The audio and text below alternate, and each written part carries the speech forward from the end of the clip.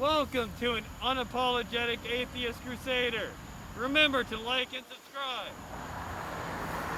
We're here again, what is hopefully the last night of the Life Tabernacle Church, the Apostolics of Baton Rouge, Pastor Tony Spell's insane youth conference / COVID-19 party / death camp, where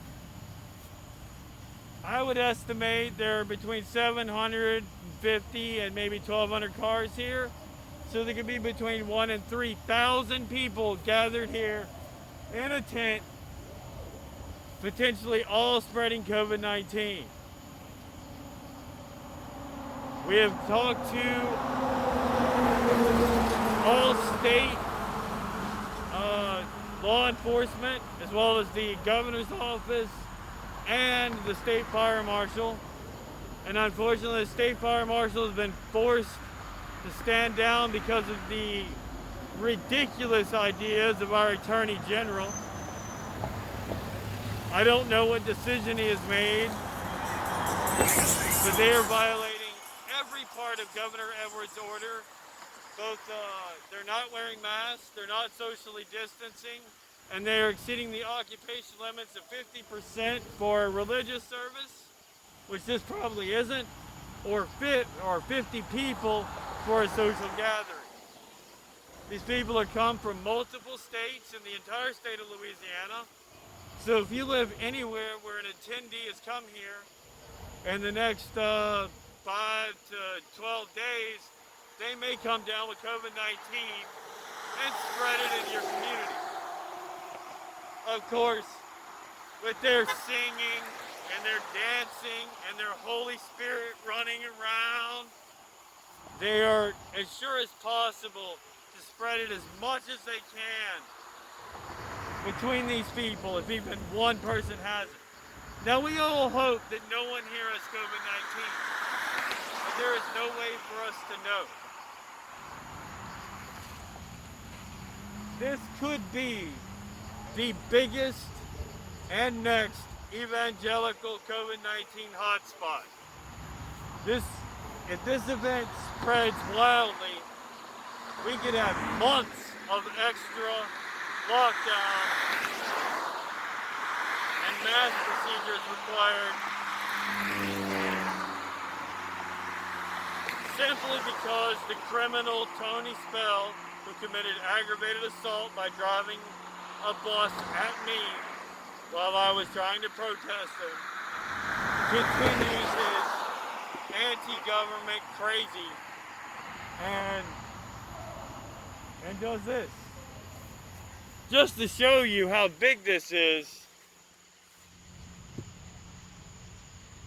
goes all the way from down there, all the way, there's the church in the background so you can tell how big it is, to all the way down there. There are 5 or 6 rows of cars in the grass. The parking lot has many people. And there is a giant 7,000 square foot tent in which all these people are gathered in, with walls enclosing it and air conditioners, so they're all breathing recycled air. If anyone in that place has COVID-19, it is likely they all do now. All while they preach that they're laying on hands and running around with the Holy Spirit will protect them, which is really just a method for Tony Spell to pass a collection plate and ask for money as much as possible, and probably demean homosexuals and other atheists, apostates, and other people he deems as demons in disguise. This man is faking a religion. He calls this his church, not God's church, because everyone here worships Tony Spell. They do whatever he says. This is a cult, and one of the worst types of cults that can get people to endanger public health and safety. We had hoped the fire marshal would have shut this down by now, but the Attorney General does not seem to be allowing that to happen. There are also fears that this festival may continue Saturday and Sunday, and if so, we will have continued coverage of this travesty.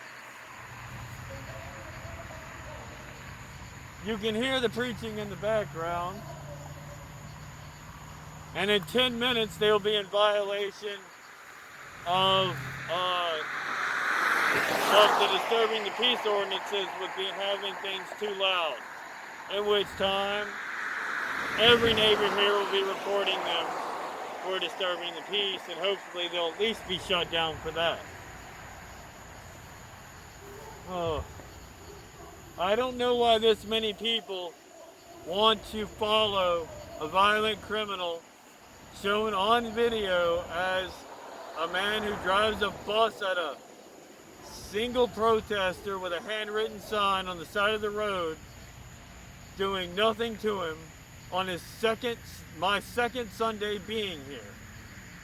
He had no reason to do anything to me, and his ridiculous claim that he was coming to talk to me, why did he have to back down the road? Why couldn't he have just parked right here, where he crazily turned his bus sideways and then backed down this shoulder of the road so that he could try and hit me down there?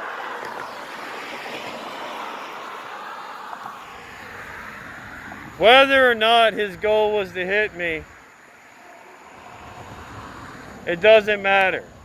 His goal was definitely to intimidate me. And whether you want to hit someone or are trying to intimidate someone in this state, that is assault. And when you do it with a deadly weapon, it becomes aggravated assault. I cannot wait for my day in court to see this man be convicted. I hope all of you stand with me. Now, we'll be out here tomorrow and the next day to see if anything else is still going on. I'm hoping this is the last of it, but we never know. So again, thank you for watching An Unapologetic Atheist Crusader. Remember to like and subscribe. It greatly helps my channel to grow. And please share with all your friends. Everyone have a great night.